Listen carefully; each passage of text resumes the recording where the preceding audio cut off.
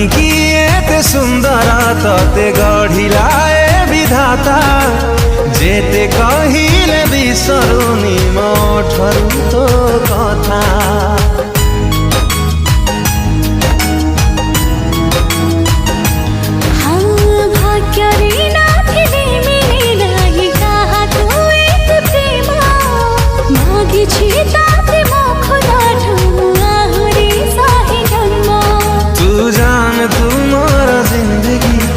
पाखे अच्छी मोहर खुशी तू जान तू मोर जिंदगी दो पाखे अच्छी मोहर खुशी कथा देली